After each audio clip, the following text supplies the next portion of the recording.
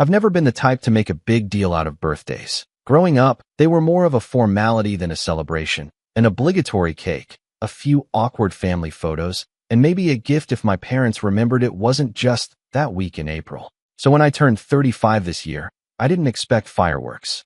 Honestly, I wouldn't have even cared if we skipped it entirely. But my younger sister, Melanie, insisted. She said it would be a fun little dinner, just family, low-key. Those were her words. She even offered to host it at her place, her newly renovated house with the backyard that she constantly reminded everyone I'd technically paid for. My name's Jordan, by the way. 35, single, no kids, and, as I've come to understand, unintentionally playing the role of financial safety net for my entire extended family. I work in tech, started coding in college, and landed a job at a growing cybersecurity firm. A few smart investments and promotions later, I'm now a senior systems architect, living pretty comfortably. I don't flaunt it. Never bought a Lamborghini or posted photos in front of yachts. But apparently, just the fact that I pay my bills on time and don't ask to borrow money puts me in the loaded uncle category at family gatherings. The birthday dinner was set for Saturday night. I showed up with a bottle of wine and one of those half-forced smiles you wear when you're walking into a room where half the people see you more as a bank than a brother. Melanie greeted me at the door, overly cheerful, wearing an apron like she was starring in a sitcom. "There he is," she beamed. "Birthday boy? Come in, everyone's here." Everyone meant the usual crew. My parents, both retired and content with pretending to be neutral in every family dispute. My older brother, Brian, who still hadn't paid me back for the emergency car loan from 3 years ago. His wife, Janine, who never spoke to me unless it was to brag about their kids or ask if I had any spare airline miles. And of course, Melanie's husband, Rick, who could barely maintain eye contact unless I was talking about taxes or investments. Then there were the kids, 4 nieces and nephews, ages ranging from toddler tantrum to preteen attitude, half of whom were glued to tablets I'd bought them last Christmas. Dinner was fine. Roast chicken, mashed potatoes, vegetables. I made the usual small talk with my dad about baseball. Laughed at some recycled joke Brian told.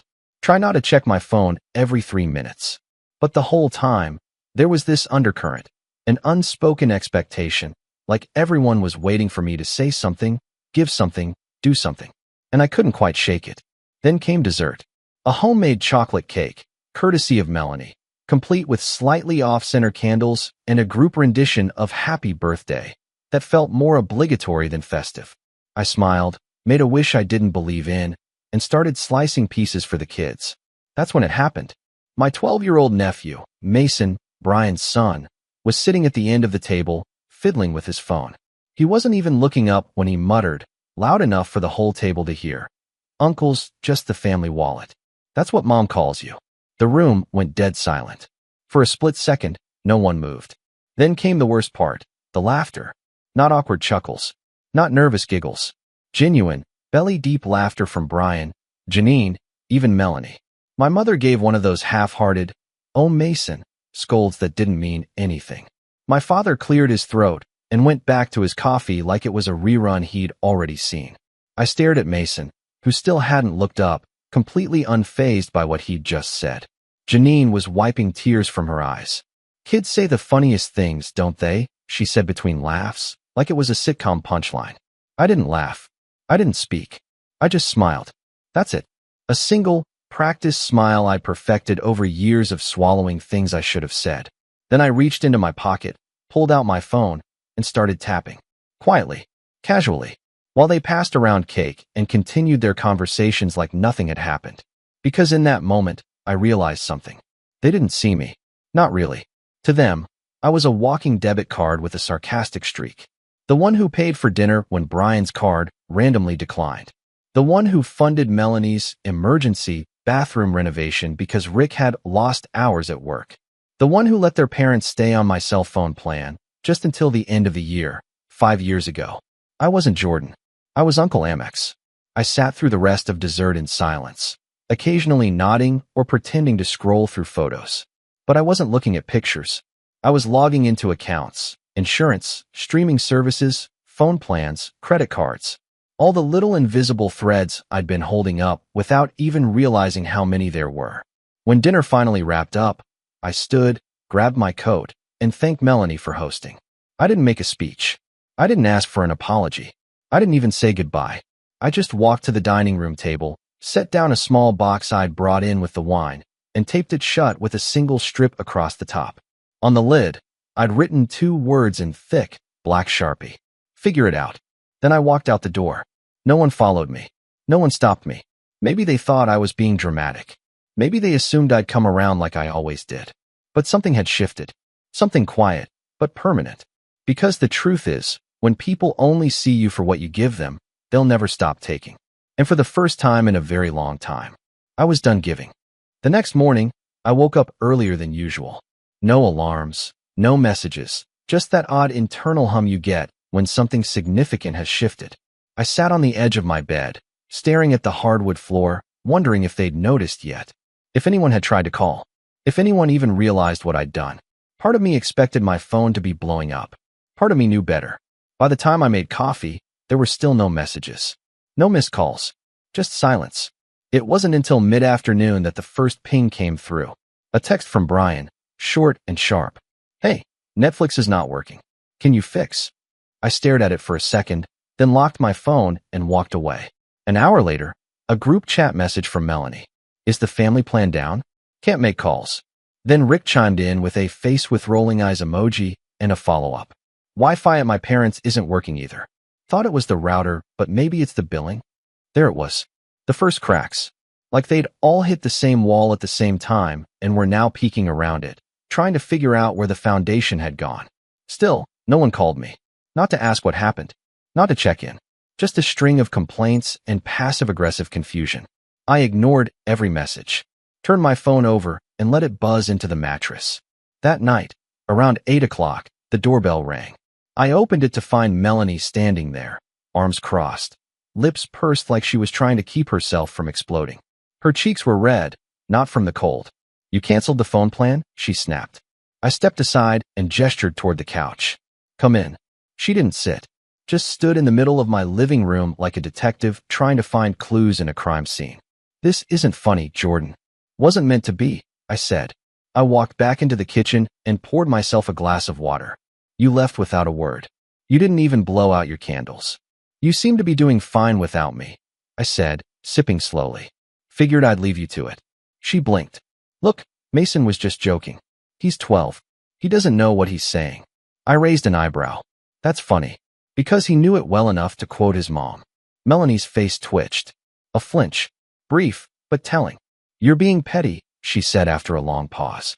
People rely on you, Jordan. You can't just pull the plug on everything without warning. Can't I? I leaned against the counter. Because I did. And the world didn't end. Your Wi-Fi did, sure. But the planet's still spinning. She was silent for a beat. Then, you've always been dramatic. That line, it landed heavier than she probably meant it to. I laughed once sharply. Right? I'm the dramatic one. Not the family that uses me like a walking trust fund. Not the mom who calls me the family wallet behind my back. We never said that, she said quickly. Mason did. He misunderstood. He quoted it, I said flatly. Verbatim. That shut her up. For a moment. You're overreacting, she tried again. We're family. Families help each other. That's just how it works. I set my glass down. Then help yourselves. She stared at me, stunned. Maybe for the first time, she realized I wasn't bluffing. That I wasn't going to roll over like I always had. Fine. She spat, grabbing her coat. You want to play martyr? Go ahead. Just don't expect anyone to come crying to you when they figure it out. And with that, she stormed out. But she was wrong about one thing. They were already crying. Just not to me. The following days were a cascade of chaos. First came Janine, calling from a different number, Brian's, probably, since hers had been cut off with the shared plan. I didn't pick up. Her voicemail was half complaint, half guilt trip. Jordan, this is getting ridiculous. You're punishing all of us for a stupid joke? The kids can't even watch their shows. Then came my mom. Sweetheart, your father and I can't access our prescriptions.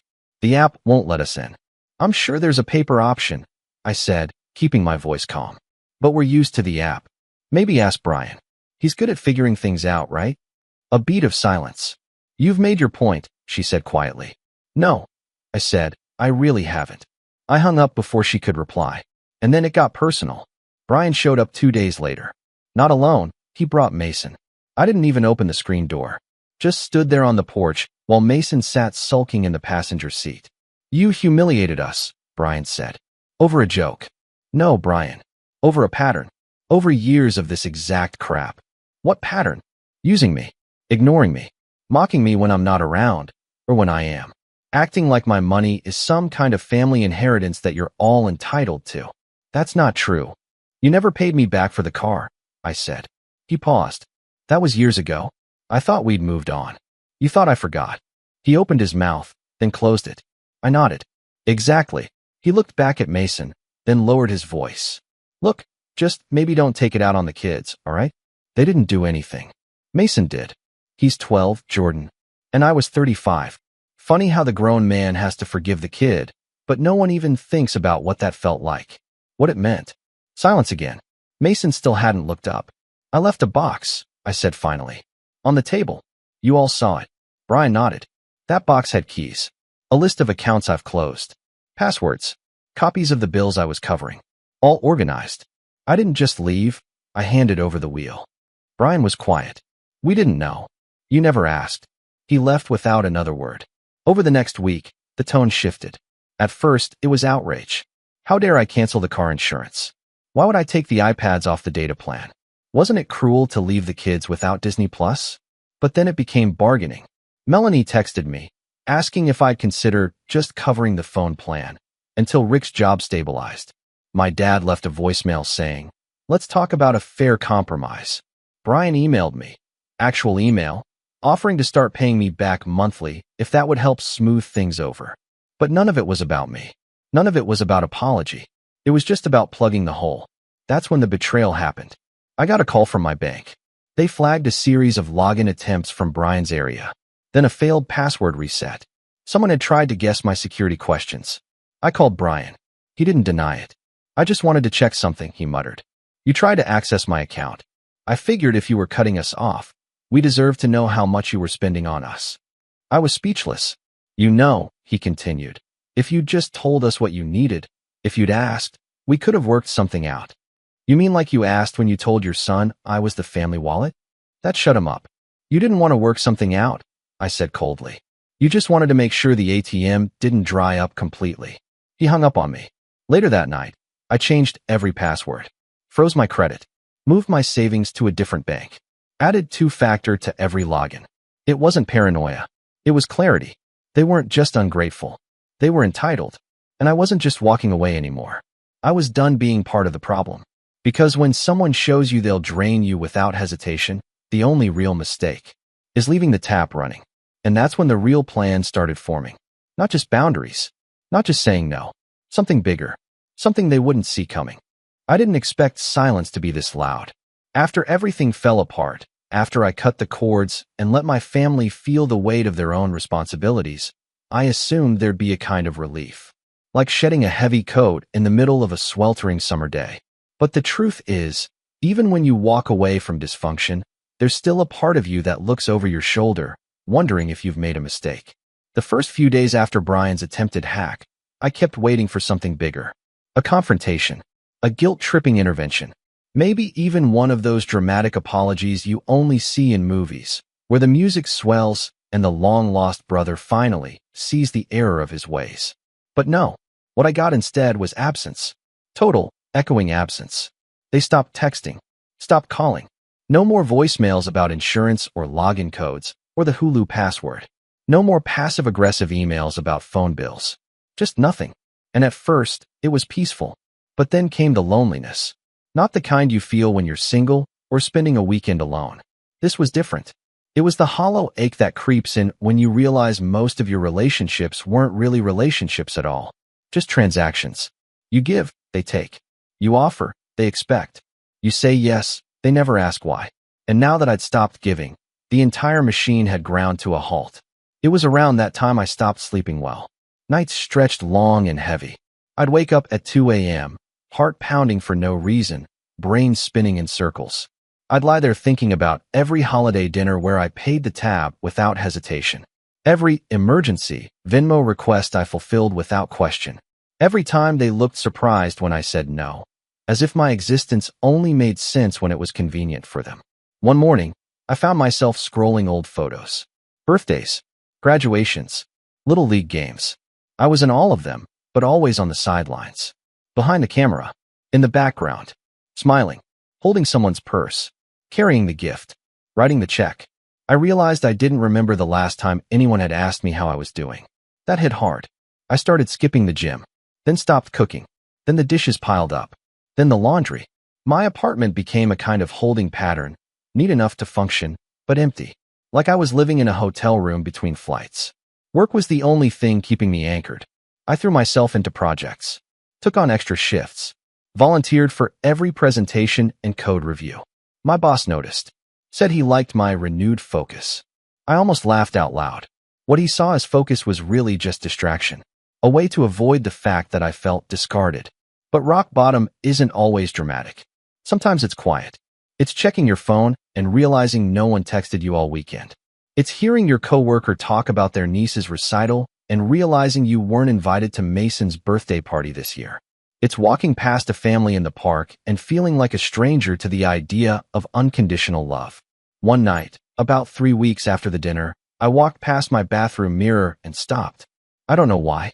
Maybe it was the angle, the light, the silence. But I looked at myself, really looked, and thought, who the hell are you right now? I looked tired, pale, like a guy who was waiting for someone to fix something. And for the first time, it hit me. No one's coming. No one was going to knock on my door with an apology. No one was going to unraise their kid to be cruel. No one was going to Venmo me back or send a thank you card or call just to check in. And if I kept waiting for that, I'd keep shrinking. So that night, I did something I hadn't done in years. I opened a blank notebook and wrote down a list of things that were mine. Not things I paid for. Not things I gave away. Things that belonged solely to me. The list was short at first. My job, my condo, my books, my Saturday mornings, my ability to walk away. But it grew. Over the next few days, I added more. My boundaries, my peace, my voice, my dignity, my name. Jordan. Not Uncle Wallet. Not the guy who always picks up the check. Not Mr. Reliable. Just Jordan. I started rebuilding slowly. I called up an old college friend I hadn't seen in years and asked if he wanted to grab a drink. We ended up talking for 3 hours. Laughed until our sides hurt. He said I looked different. Lighter. I dusted off my camera, the one I used to shoot landscapes before I started bringing it only to family events. I spent a Saturday morning at a nearby state park, just taking photos of trees, birds, the way the light hit the creek. No kids screaming. No one asking me to take a group picture. Just nature. And me. I joined a community class at the library, digital art. Totally outside my comfort zone. The first few sessions, I barely spoke. Just listened. Drew clumsy sketches on a tablet I bought myself as a gift. But by the 3rd week, I found myself staying after class to chat with the others. Swapping book recommendations. Even got invited to a group dinner. No birthday required. I started cooking again. Real meals. Not microwave stuff or takeout. I found recipes online and spent Sundays trying to perfect them. There was something meditative about it. Chopping, stirring, tasting. Creating something that didn't need to be shared. I deleted the family group chat from my phone. Not muted. Not archived. Deleted. And then I did something I never thought I'd do. I booked a trip. Solo. 10 days in British Columbia. Hiking, photography, no itinerary. I used the vacation days I'd been stockpiling for years in case someone needed help. For once, that someone was me. The day before I left, I got a letter in the mail. Handwritten. It was from my mom. A short note. Jordan, we've been talking and we realized things got out of hand. Brian crossed a line. So did Melanie. Maybe we all did. It's not the same without you. We miss you. Please call. Love. Mom. I read it twice. Then a 3rd time. And I didn't feel what I thought I would. I didn't feel vindicated. Or angry. Or warm. I felt still. Because the letter wasn't an apology. It was an invitation to come back into the system. To resume my role. Patch things up. Be the glue. But I wasn't glue anymore. I was a person. And people don't belong to anyone. Not even family. So I packed my bag, printed my boarding pass, and left the note on my kitchen counter. No reply. That trip changed me. I hiked trails with strangers who became friends by the 2nd mile. I shared stories over campfires. I fell asleep to the sound of wind in pine trees instead of the buzz of guilt on my phone. And somewhere on day 6, standing on a rocky overlook with the sun warming my back, I thought, this is what it means to live for yourself. Not selfishly, but freely, with no strings attached, no box left on the table, just me. And that's when I knew I wasn't going back. Not to the role, not to the pattern, not to the silence that only came when I was useful. I was done being the family wallet. Now, I was just Jordan, and that was more than enough. But that doesn't mean the story ends here. Because while I was rebuilding, they were unraveling. And eventually, they did something so audacious, so calculated, so entitled. It pushed everything over the edge. When I got back from British Columbia, I was a different man. Not in the cheesy self-help book way. Not in the I found myself Instagram story sense either. Just quieter, stronger, more grounded. I'd spent 10 days in places with no cell service and no expectations. No one demanding, no one draining. Just fresh air, early mornings, and silence. I came back with dirt still under my fingernails and a clarity I hadn't felt in years. I didn't go home right away. I stopped by my office first. My manager, Greg, took one look at me and said, "You look like you actually slept." "I did," I said, smiling. "For once." He chuckled, but I could tell he meant what he said. Even my coworkers noticed. I was calmer, sharper, present. That first week back, I crushed 2 projects, reorganized a lagging team's deployment schedule, and even stepped in to fix a client-side encryption bug no one else wanted to touch. That's when Greg pulled me into his office. "Jordan," he said, "I've been meaning to talk to you about something." I raised an eyebrow. "There's a senior advisory position opening up," he said. "More oversight, fewer hours in the trenches. It's mostly strategy and infrastructure planning. A real leadership role." I blinked. "Are you offering it to me?" "I'm offering you the chance to apply," he said with a smile. "But let's just say, your name came up first. Everyone trusts you. You're the guy who gets it done." That landed hard. I'm the guy who gets it done. Not because I'm an ATM. Not because I'm convenient. But because I earned it. I shook his hand and left his office with a strange mixture of pride and disbelief swelling in my chest. For the first time, I didn't feel like I was being used. I felt seen. But then I checked my phone. A missed call from Melanie. 2 from my mom. A voicemail from Brian. And a single text message, sitting there like a landmine. "We need to talk. It's about the house." I froze. The house. There was only one house they could mean. My parents' old vacation cabin.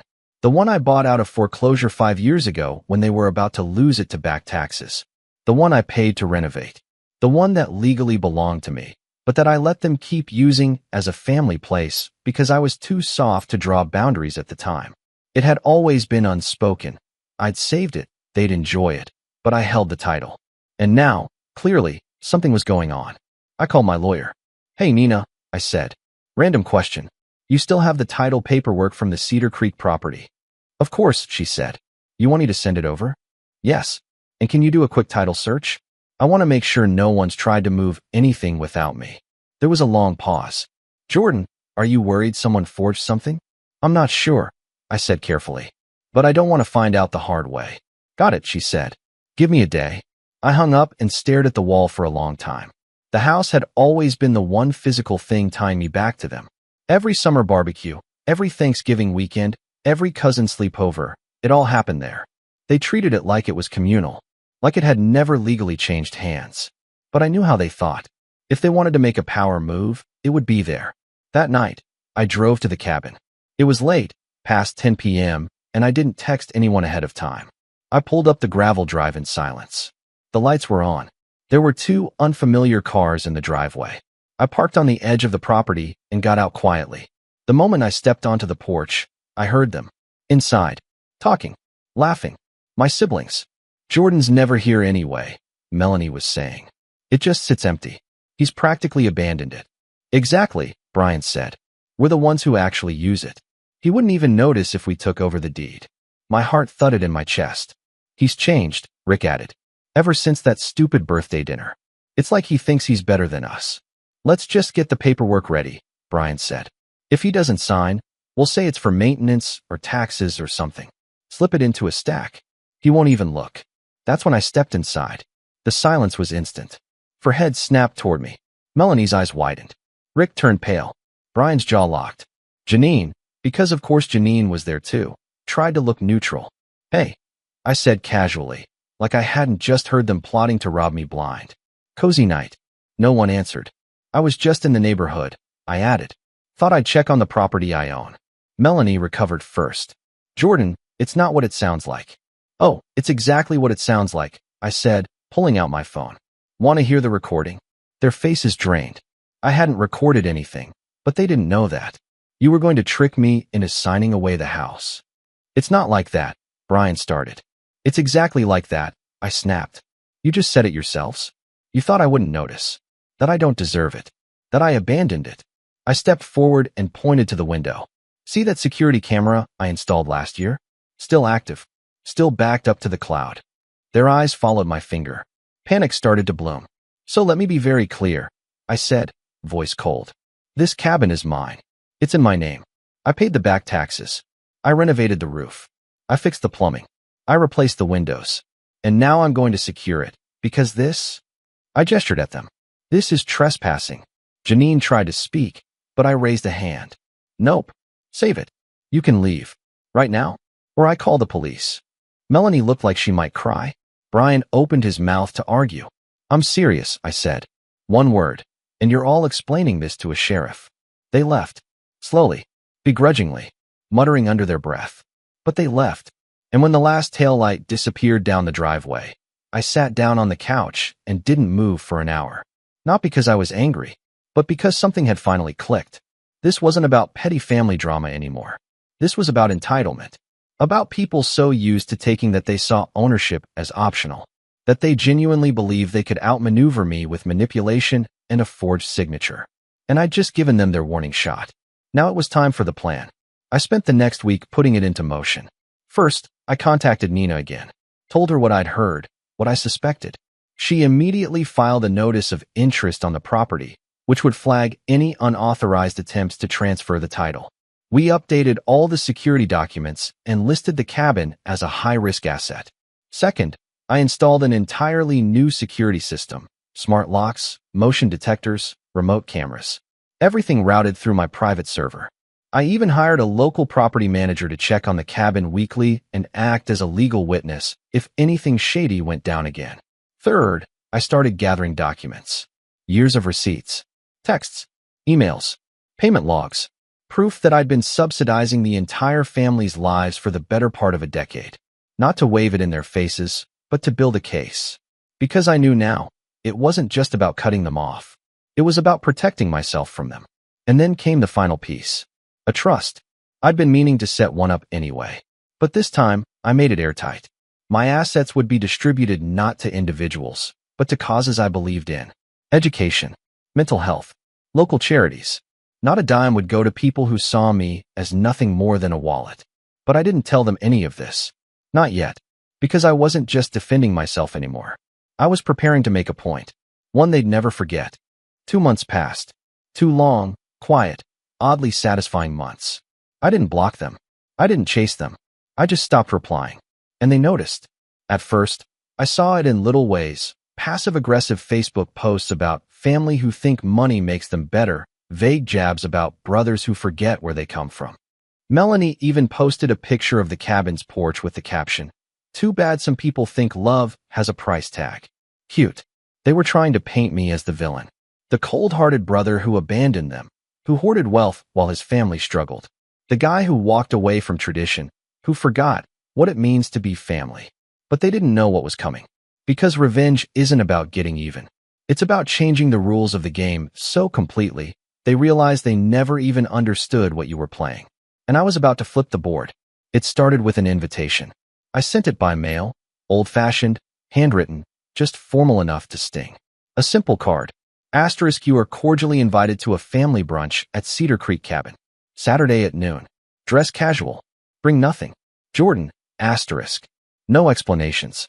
No agenda. Just enough to pique their curiosity. I knew they'd come. They were too nosy not to. At exactly 12:07 p.m., Brian's SUV pulled into the gravel driveway, followed by Melanie's Subaru. Rick and Janine got out next. My parents arrived last, trailing behind like they didn't want to be seen with any of them. They stepped onto the porch hesitantly, like the floor might collapse under them. I opened the door with a polite smile. Glad you could make it. They exchanged glances, unsure of the tone. Unsure of me. The table was already set. Bagels, fresh fruit, quiche, real coffee. I even lit a candle. If I was going to make a point, it was going to smell like cinnamon and look like a Martha Stewart spread. They sat down slowly. My dad cleared his throat. Thanks for the invitation, son. I nodded. Thanks for coming. Melanie looked around, clearly suspicious. What's this about? Brunch, I said, and a little closure.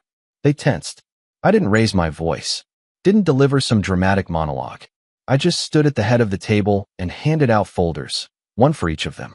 Inside was documentation, receipts, bank statements, payment logs, proof, pages and pages of everything I'd paid for over the years, car repairs, dental bills, camp registrations, cell phone plans, streaming services, vet appointments, even the furnace Melanie replaced without telling me. At the end of each folder was a single number, the total amount each person owed me, to the dollar. Brian, $28,463.17. Melanie, $41,209.58. Janine and Rick, $11,382.90. My parents, $9,710.33. I let them flip through the pages. They grew quieter with every line. Mason wasn't there this time. Neither were any of the other kids. It was just us adults now.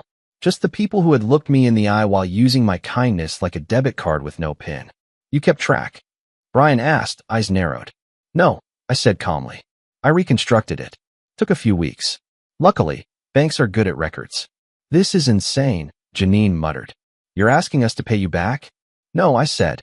I'm telling you the truth. This is what I carried. Quietly. For years. But family doesn't keep score, Melanie said, voice shaking. I looked her dead in the eye. Family doesn't exploit. Silence. I let it sit. Then I continued. I'm not here to demand repayment. I don't expect a dime from any of you. They blinked. Confused. Then what is this? Brian snapped. Some kind of guilt trip? No, I said. It's a mirror. I walked over to the fireplace and pulled out a thick envelope. This, I said, holding it up, is the final deed to the cabin. Transferred last week to the Cedar Creek Conservation Trust. They stared at me like I'd just spoken in another language. What? Rick asked. I donated it, I said. The land, the house, everything. It'll be used for environmental research and local events. It's now protected land. No private ownership. No more summer BBQs. No more holiday weekends. It's over. Melanie stood up. You can't do that. I could, I said. And I did. Because it was mine. And I decided to do something meaningful with it. My mom finally spoke. Jordan, why? I turned to her. Because I want peace. And because letting any of you keep using it would be like handing the keys to a house I no longer recognize. Her lips trembled. But she didn't speak again. I wasn't done. There's one more thing. I handed out the final document, an addendum to my new trust. It read, upon my death, none of my estate will be distributed to any member of my immediate family. Instead, all assets will be donated to nonprofit organizations focused on education, technology access, and mental health services. Brian's face turned red. You're cutting us out. No, I said. I'm choosing to give to people who haven't mocked me, manipulated me, or tried to steal from me. Janine scoffed. You're going to die alone. I smiled. No, I'm going to live freely. They didn't eat much after that. The food just sat there, cooling in the silence. Eventually, one by one, they stood. No apologies. No tears. Just angry, stunned silence. They left the way they came. Entitled. Empty-handed. And finally, powerless. I stood on the porch and watched them go. Felt the breeze pass through the trees one last time. Then I locked the cabin door behind me, for the final time, and handed the keys to the property manager waiting by his truck. All yours, I said. They won't be back. He smiled and drove off. And just like that, I walked away.